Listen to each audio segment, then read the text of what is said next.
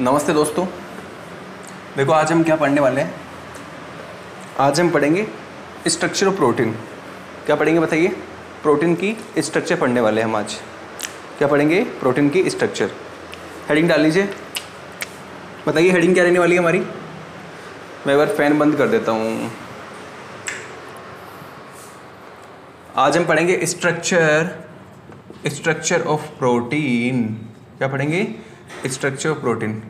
किसने बताया था? रामाचंद्रन ने बताया था। इन्होंने कहा प्रोटीन की कितनी स्ट्रक्चर होती है? 4 स्ट्रक्चर। कौन सी? प्राइमरी, सेकेंडरी, टर्सरी और क्वाटरनरी। राइट। हम एक एक करके देख लेते हैं। सबसे पहले प्राइमरी स्ट्रक्चर ऑफ प्रोटीन।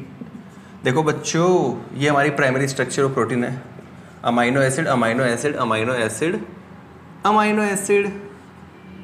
इनके बीच में मैं क्या बना रहा हूँ? ये बताइए, ये कौन सा बॉन्ड है? इसका नाम है पेप्टाइड बॉन्ड। तो आप क्या कहोगे कि प्राइमरी स्ट्रक्चर जो होती है प्रोटीन की, इसमें क्या कौन सा बॉन्ड मिलता है? इसमें मिलता है सर पेप्टाइड बॉन्ड। ओनली कौन सा बॉन्ड मिलता है? Only peptide bond. बात खत्म। आ जाओ सेकेंडरी स्ट्रक्चर ऑफ प्रोटीन। देखो सेकेंडरी स्ट्रक्चर जो होती है ना प्रोटीन की, ये बहुत इंपॉर्टेंट है। हमें इसके बारे में बहुत सारा पढ़ना है, लेकिन आप यहाँ पे थोड़ा सा जान लो। ये 2 तरह की होती है, 2 टाइप की होती है। एक तो कौन सा होता है बताइए? एक तो होता है सीट। क्या होती है? एक तो होती है सीट। सीट भी 2 होती है, एक तो बीटा सीट और एक कौन सी सीट बताइए? एक gamma seat. Gamma seat. Beta sheet भी 2 होती है, फर्स्ट, सेकंड, थर्ड, 3 होती है, 3। और गामा सीट पढ़ेंगे इसके बारे में हम। बीटा सीट के कितने टाइप होते हैं? 3 टाइप होते हैं। बीटा सीट फर्स्ट, सेकंड और थर्ड, तीनों को हम देखेंगे। अच्छा, सीट के बाद में 3 टाइप की होती है। याद रखना कितने टाइप की होती है? 3 टाइप की सेकेंडरी स्ट्रक्चर। सीट पहले, तो दूसरी पढ़ेंगे हम ट्रन। क्या पढ़ेंगे हम? ट्रन। अरे बच्चों, मैं क्या करने जा रहा हूँ? मैं इतनी बड़ी गलती कैसे कर सकता हूँ? ये बताए क्या है? ये है ट्रन, TURN। ट्रन कितने होते हैं? 2। बीटा ट्रन और गामा ट्रन। राइट है, बीटा ट्रन और गामा ट्रन। वैसे ही जो सीट होती है ना, अब आगे पढ़ते हैं। पहला तो ट्रन हो गया, दूसरा होती है आपकी क्या? सीट। सीट कितनी होती है? 4 होती है। एक तो होती है बीटा सीट, पढ़ेंगे इन सब के बारे में ना डिटेल में। एक होती है बीटा प्रोपेलर, एक होती है बीटा बैरल, और एक कौन सी होती है बताइए? Beta pleated. Beta pleated seat. Beta pleated seat. Right. तो हम सीट के बारे में पढ़ेंगे, ट्रन के बारे में पढ़ेंगे। तो सेकेंडरी स्ट्रक्चर जो होती है प्रोटीन की, हमने क्या देखा? इसके 3 टाइप होते हैं। पहला है ट्रन। ट्रन कितने होते हैं? बीटा ट्रन और गामा ट्रन। बीटा ट्रन 3 होते हैं, बीटा ट्रन फर्स्ट, सेकंड और थर्ड। वैसे ही सीट जो होती है, beta sheet, beta propeller, beta barrel और बीटा प्लेटेड, ये हमें पढ़ना है। और एक हम यहाँ पे देखेंगे कि ये बीटा सीट जो बनती है ना, चलो उसको आगे देखेंगे हम, लेकिन सुन लो, ये जो बीटा सीट होती है आपकी, बीटा सीट कहाँ से बनती है बताइए? बीटा सीट पहले नहीं बनती है। बीटा सीट से पहले एक स्ट्रक्चर बनती है, उसका नाम होता है बीटा स्टैंड। इस बीटा स्टैंड से ही बीटा सीट बनती है। बीटा स्टैंड से क्या बनती है? Beta sheet. मतलब ये आपका राइबोसोम है, ठीक है? ये राइबोसोम आपका, ये इसका एग्जिट चैनल है। यहाँ से आपकी प्रोटीन बाहर निकलती है और इस प्रकार से यहाँ ऐसे ये कंडीशन आप देखते हो ना। तो प्यारे बच्चों, यहाँ पर ध्यान से सुनना। यहाँ पर देखो, ये तो अल्फ़ा बनाया मैंने, मैंने बनाया इस प्रकार से। फिर ये दोबारा से सीधी लाइन, फिर ये, फिर सीधी लाइन, फिर ये। तो ये तो अल्फ़ा हेलिक्स है, ये अल्फ़ा हेलिक्स है। लेकिन ये जो बीच में बना रहा हूँ ना मैं, इसका नाम पता है क्या है? इसका नाम है बीटा स्टैंड। क्या नाम है इसका? Beta stand. ये बीटा स्टैंड फर्दर आगे जाके क्या बनाती है? Beta sheet. राइट। तो मैं आपको कहना इतना चाहता हूँ, मेरा पर्पज इतना है कहने का कि बीटा स्टैंड से ही बीटा सीट बनती है। कैसे बनती है हम आगे देखने वाले हैं। और ये तो हमने राइबोसोम बनाया है, ठीक है? हम इसको आगे देखेंगे, आगे इसको देखने वाले हैं। राइट। आगे चलो। अच्छा, 2 तो हमने पढ़ लिया, एक और पढ़ लो। इसका तीसरा टाइप भी होता है, यहाँ लिखने जा रहा हूँ मैं तीसरा टाइप इसका। वो होता है आपका हेलिक्स। क्या होता है? Helix, right. और हेलिक्स तो आप जानते ही हो मेरे प्यारे बच्चे, एक तो होता है 2.27 हेलिक्स, इसको हम एक और नाम जानते हैं रिबन। सुना है ना आपने नाम इसका? ओके। और बताइए हेलिक्स के नाम।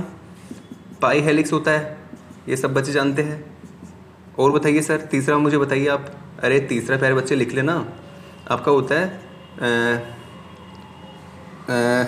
310 हेलिक्स होता है ना, 310 हेलिक्स। चौथा कौन सा होता है बताइए? अरे और होता है ना 310 के बाद में कौन सा होता है? 3.4 13 हेलिक्स, मतलब। और इसका एक और नाम होता है ना अल्फ़ा हेलिक्स, राइट। और कौन सा होता है? और लिख लो, देखो 5वां लिख लो, गामा हेलिक्स। और कौन सा होता है लिखना चाहोगे क्या आप? काफ़ी है, 2.27 helix, pi helix, 310 helix, 3.4 13 helix, gamma helix. ये आपके हेलिक्स हो गए, इनको हम पढ़ेंगे, राइट। अच्छा, तो हमने सेकेंडरी स्ट्रक्चर के बारे में देख लिया, प्राइमरी स्ट्रक्चर के बारे में हमने देख लिया। टर्सरी स्ट्रक्चर में अच्छा एक चीज़ और देखिएगा आप लोग, ये आप लिख लिया।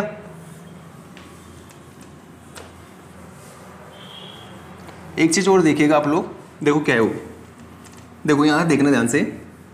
सेकेंडरी स्ट्रक्चर जो होता है ना, सेकेंडरी स्ट्रक्चर, हम सेकेंडरी स्ट्रक्चर की बात कर रहे हैं, बहुत प्यारी स्ट्रक्चर होती है। देख तो क्लियर है ना यार, मैं कहीं ही बनाता जाऊँ और कुछ दिखाई ना दे बच्चों को, क्लियरली विजुअलाइज ना हो पाए चीज़ें, हमारी मेहनत ख़राब चली जाए।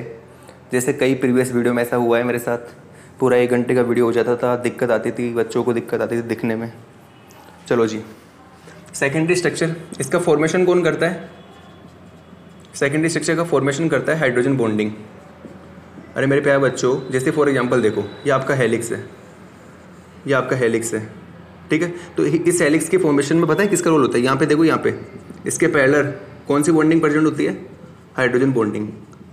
कौन सी बॉन्डिंग मिलती है? Hydrogen bonding. तो फॉर्मेशन कौन करता है? सेकेंडरी स्ट्रक्चर का फॉर्मेशन कौन करता है? Hydrogen bonding. फॉर्मेशन का आपको पता लग गया। लेकिन लेकिन लेकिन इस सेकेंडरी स्ट्रक्चर को स्टेबिलिटी कौन प्रोवाइड करता है? ये बहुत इंपॉर्टेंट है। अरे इसको स्टेबिलिटी कौन प्रोवाइड करता है? स्टेबिलिटी का मतलब है कि भैया सेकेंडरी स्ट्रक्चर बन चुकी है, अब उसको बनाए रखना। तो इसके लिए कौन सी बॉन्डिंग रेस्पॉन्सिबल होती है? क्या हाइड्रोजन बॉन्डिंग? तो मैं कहूँगा नहीं, ऐसा बिल्कुल नहीं। सेकेंडरी स्ट्रक्चर की स्टेबिलिटी के लिए रेस्पॉन्सिबल होती है हाइड्रोफोबिक बॉन्डिंग। कौन सी मेरी बॉन्डिंग? Hydrophobic bonding. कौन सी बॉन्डिंग होती है? Non covalent bonding. ये भी कौन सी बॉन्डिंग है? ये भी नॉन कोवेलेंट बॉन्डिंग ही है, नॉन कोवेलेंट बॉन्डिंग, राइट। तो आप याद रखना, सेकेंडरी स्ट्रक्चर की फॉर्मेशन में कौन सी बॉन्डिंग का रोल होता है? सर सेकेंडरी स्ट्रक्चर के फॉर्मेशन के अंदर जो बॉन्डिंग का रोल होता है उसका नाम होता है सर हाइड्रोजन बॉन्डिंग। और सेकेंडरी स्ट्रक्चर के स्टेबिलिटी के लिए कौन रेस्पॉन्सिबल होती है? Hydrophobic bonding. तो मैं आपसे कहूँ कि जो हमारा डीएनए है, डीएनए के अंदर हाइड्रोजन बॉन्डिंग होती है तो कौन है जो डीएनए को स्टेबिलिटी प्रोवाइड करके जा रहा है? आप कहोगे सर सीधी सी बात है, ये हमारी हाइड्रोफोबिक बॉन्डिंग। मैं आपसे पूछता हूँ, आपका आरएनए है, आरएनए कैसा होता है? अरे आरएनए के अंदर क्या सिंगल स्टैंडर्ड आरएनए है? उस सिंगल स्टैंडर्ड आरएनए को स्टेबिलिटी नहीं चाहिए क्या? बिल्कुल चाहिए सर। तो सिंगल स्टैंडर्ड जो आरएनए होता है उसको स्टेबिलिटी कौन प्रोवाइड करके जा रहा है? आप कहोगे सर यही हाइड्रोफोबिक बॉन्डिंग, राइट। मैं कहूँगा, अगर मेरा एक क्वेश्चन है, ध्यान सुनना, मैं आपसे पूछना चाहता हूँ,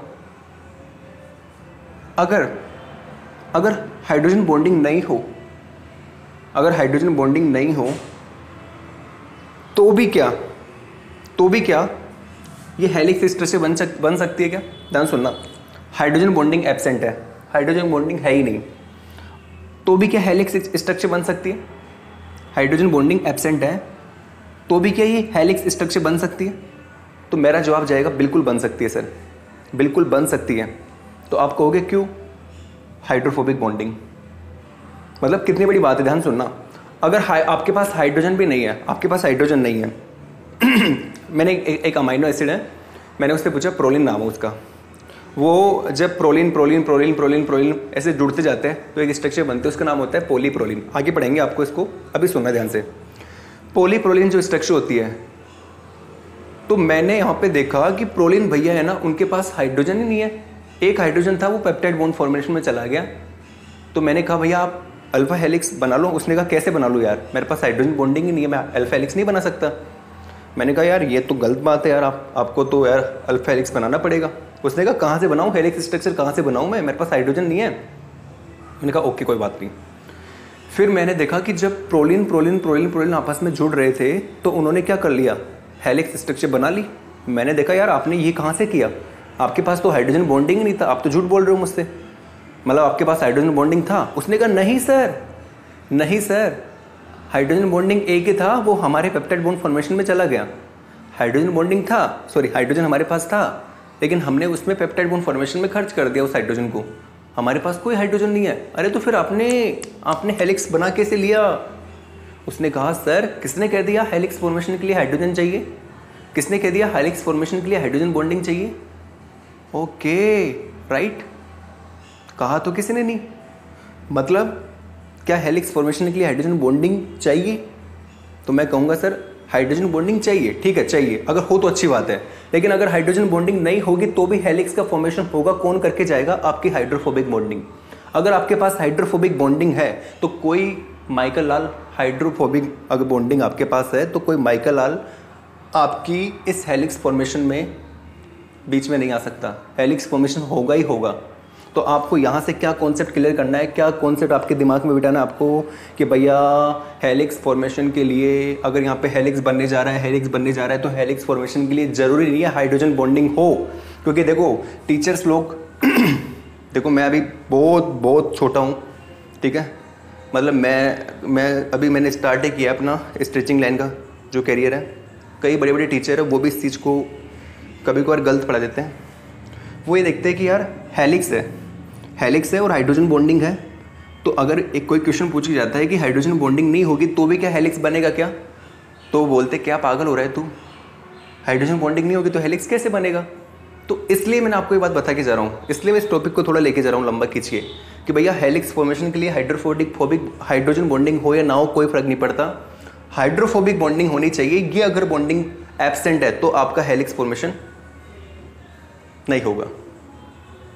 भाई आपके पास हाइड्रोजन बॉन्डिंग भी नहीं है और हाइड्रोफोबिक बॉन्डिंग भी नहीं है, तो कहाँ से हेलिक्स फॉर्मेशन होगा फिर, राइट। समझ पा रहे हो मेरी बात को आप लोग। बस तो आप याद रखिए हाइड्रोजन बॉन्डिंग अगर एब्सेंट है तो भी हेलिक्स फॉर्मेशन हो जाता है। एग्जाम्पल क्या है इसका, पॉलीप्रोलिन, वहाँ पर हमने उसमें देखा एक ही हाइड्रोजन था, पेप्टाइड बॉन्ड फॉर्मेशन में चला गया, लेकिन उसके बावजूद भी वहाँ पे हेलिकल स्ट्रक्चर बन रही है। मैंने पूछा क्यों बन रही है, उसने कहा मेरे पास हाइड्रोजन बॉन्डिंग तो नहीं है सर। फिर मैंने कहा कैसे हुई है, तो उसने कहा सर एक नया बॉन्डिंग आया है, उसका नाम है हाइड्रोफोबिक बॉन्डिंग, और साथ में वो एक और बॉन्डिंग को लेके आया है, उसका नाम है वान डेर वाल बॉन्डिंग।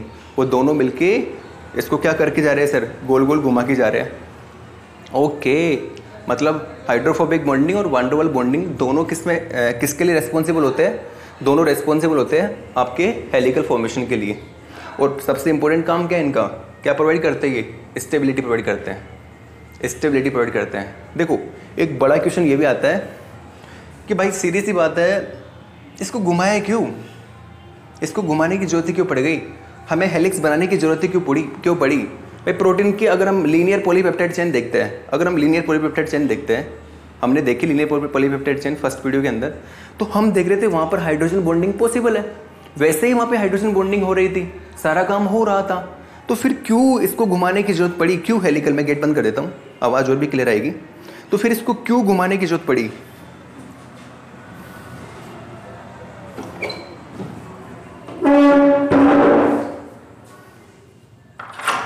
राइट, तो मेरा क्वेश्चन आपसे क्या है बताइए, मेरा क्वेश्चन ये है कि भाई हमने हेलिकल बनाया ही क्यों, समझ पा रहे हो आप लोग। मैं आपसे ये पूछना चाहता हूं कि भाई हमने ये बनाया ही क्यों सर, हमने हेलिकल स्ट्रक्चर क्यों बनाई, हमने क्यों बनाई सर, ये हमने हेलिक्स क्यों बनाया सर, हमारा काम तो हो रहा था, हमारा काम तो हो रहा था सर, हमारा काम तो वैसे भी हो रहा था सर।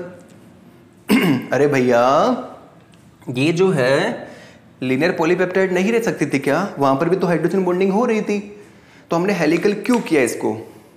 तो हेलिकल करने के पीछे का सबसे सीधा रीजन यही है कि सर स्टेबिलिटी, क्या स्टेबिलिटी, क्या प्रोवाइड करने के लिए? स्टेबिलिटी प्रोवाइड करने के लिए। और हेलिकल करने में यहाँ पे किसका योगदान आएगा बताइए? कौन सी बॉन्डिंग होगी वो जो इसको स्टेबिलिटी प्रोवाइड करके जाएगी? Hydrophobic bonding. हाइड्रोजन बॉन्डिंग क्या करती है? केवल फॉर्मेशन करती है सेकेंडरी स्ट्रक्चर को, लेकिन इसको स्टेबिलिटी कौन प्रोवाइड करती है? Hydrophobic bonding. छोटी सी बात है लेकिन बहुत बड़ा कॉन्सेप्ट है, बहुत सारी जगह पे आपको काम आने वाली है, ठीक है। अच्छा, खत्म हो गई, राइट। अब हम पढ़ते हैं टर्सरी स्ट्रक्चर। तो आपसे पूछता है सेकेंडरी स्ट्रक्चर के अंदर कौन कौन सी बॉन्डिंग होती है? तो 2 बॉन्डिंग होती है, हाइड्रोजन बॉन्डिंग, हाइड्रोफोबिक बॉन्डिंग। ये कहाँ काम आती है? यहाँ काम आती है। चलो जी, चलो चलो चलो आगे चलते हैं। अब हम देखते हैं tertiary structure of protein, right. देखो आपकी प्रोटीन जो होता है ना, प्रोटीन जो होता है, प्रोटीन की जो प्रॉपर फोल्डिंग होती है उसके लिए कौन सी स्ट्रक्चर रिस्पॉन्सिबल होती है? आपकी जो प्रोटीन होती है, प्रोटीन की प्रॉपर फोल्डिंग के लिए जो स्ट्रक्चर रिस्पॉन्सिबल होती है उसका नाम होता है टर्सरी स्ट्रक्चर। मतलब टर्सरी स्ट्रक्चर का मतलब है प्रोटीन की प्रॉपर फोल्डिंग। आपसे पूछे व्हाट इज टर्सरी स्ट्रक्चर, तो आपका इतना सा कहना पड़ेगा कि सर प्रॉपर फोल्डिंग किसकी? प्रोटीन की। प्रॉपर फोल्डिंग जो होती है प्रोटीन की उसी को हम टर्सरी स्ट्रक्चर बोलते हैं। Proper folding of protein is known as tertiary structure of protein. तो लिख लो, यहाँ पे लिख लो, टर्सरी स्ट्रक्चर मतलब proper folding of protein is known as tertiary structure of protein, right। या हम इसको बोल सकते हैं 3rd degree structure of protein.